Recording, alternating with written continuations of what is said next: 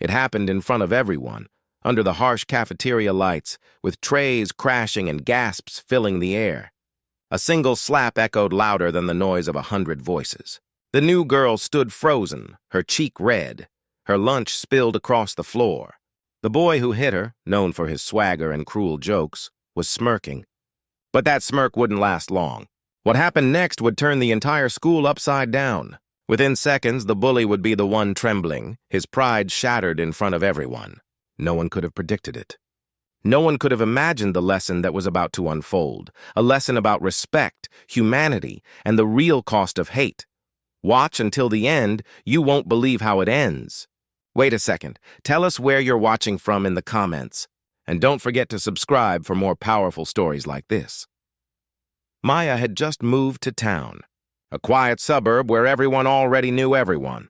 Her family had come from another country, chasing better education and new beginnings. She was calm, soft-spoken, and careful with her words. Her accent made her stand out and not in the way she hoped. On her first day, whispers followed her like shadows. Some smiled politely, others stared too long. The bright and loud cafeteria felt like the most challenging part of the day. She picked a corner table, clutching her lunchbox, a homemade meal that carried the scent of her culture. It was comforting, familiar, but around her, students wrinkled their noses.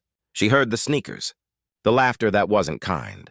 Still, she smiled, pretending not to notice.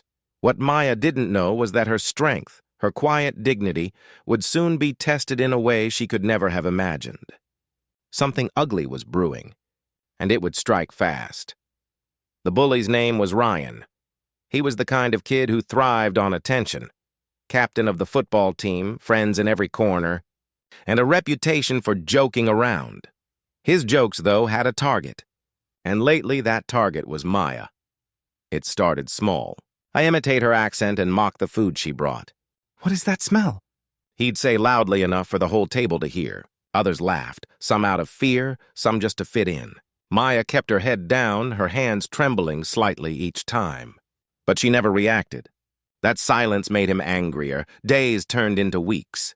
The teasing escalated. Books knocked from her hands, cruel notes slipped into her locker. Teachers brushed it off as kids being kids, but Maya's eyes told a story no one wanted to read. Tired, cautious, but still unbroken. One Friday afternoon, the cafeteria was buzzing louder than usual.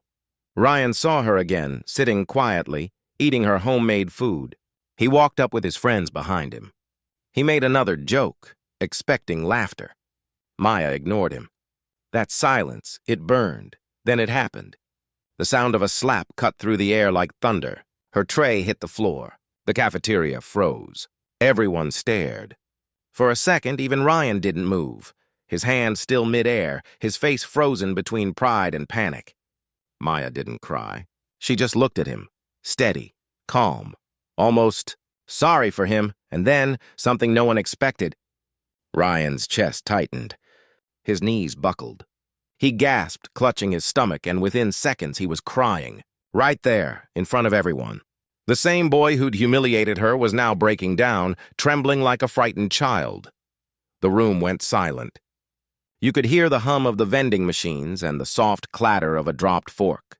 Ryan was on the floor, tears streaming down his face. His friends stepped back, speechless. No one touched him. Maya didn't move. She just stood there, her expression unreadable. Some thought she had hit him back, but she hadn't. She hadn't even spoken. It was something else, something deeper. A teacher rushed in, demanding to know what happened. Ryan couldn't speak. His hands shook as he looked up at Maya, eyes wide, not with pain, but with guilt. The truth hit him harder than any punch ever could. He realized in that instant how small his cruelty was, how empty his power had been. It wasn't Maya who made him cry.